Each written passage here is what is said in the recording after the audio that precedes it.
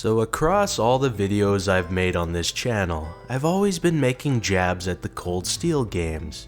And throughout the years, I'm sure all of us have heard and seen the same complaints about Cold Steel around 100 times.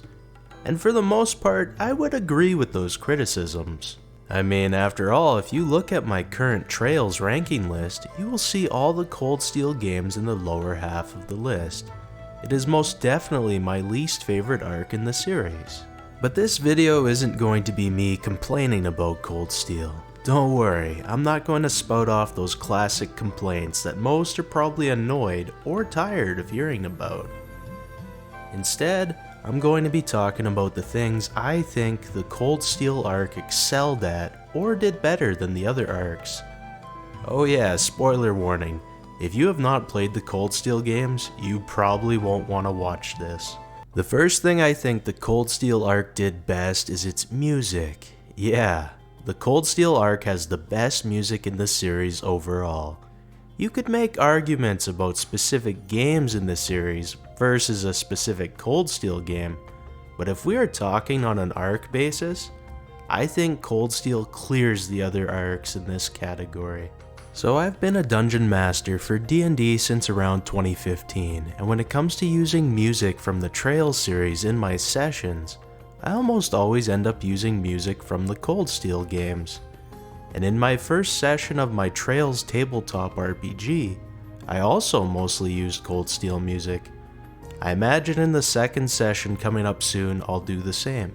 The town themes, the forest themes, the traveling themes, the battle themes, the boss themes, the dungeon themes, the sad and emotional themes, the hype event themes. Oh my god, the music in Cold Steel is just unbelievably good. Falcom Sound Team JDK knocked it out of the park for Cold Steel. On to the next positive thing I have to say about Cold Steel. The lore and background of Erebonia is the most interesting in the series by far. The witches and gnomes, the Septarians of Earth and Fire, the creation of the Great One, the Divine Knights and the Awakeners, the history of war in Erebonia, with the whisperings and manipulation by Ishmelga. All of it is just so fascinating. Every time the games were giving me information about all this stuff, my eyes were glued to the screen. I think in all of the series so far, this arc had the most potential, with all the lore and background information the land of Erebonia held. I can't say for certain if we will ever encounter a setting as interesting as Erebonia again for Trails, although Crossbell is a really close second place in my opinion. Moving on to the third and final thing I think Cold Steel had over the other arcs. Of course, I have to talk about the Chancellor, Gileath Osborne. This man is the greatest antagonist in all of Trails so far.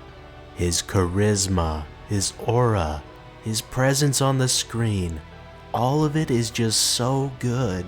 And when you finally learn the reason behind his actions and what his motivations were, even the worst Trails games will still find a way to hit you different. It's just so beautiful. Yes, your Majesty. Well, there we go. There's the aspects of Cold Steel that I think are fantastic and done better than the rest of the series. I didn't go into heavy detail about these things, but that was not my intent with the video. After all these years of seeing Cold Steel anger and my own jabs of it in previous videos, I just wanted to point out that I don't hate Cold Steel. And hopefully I portrayed that in a way where I didn't just come off as a delusional hardcore Falcom fanboy. Anyways, as per usual, if you have made it this far, thanks for watching. I'll see you around, have a good one, peace.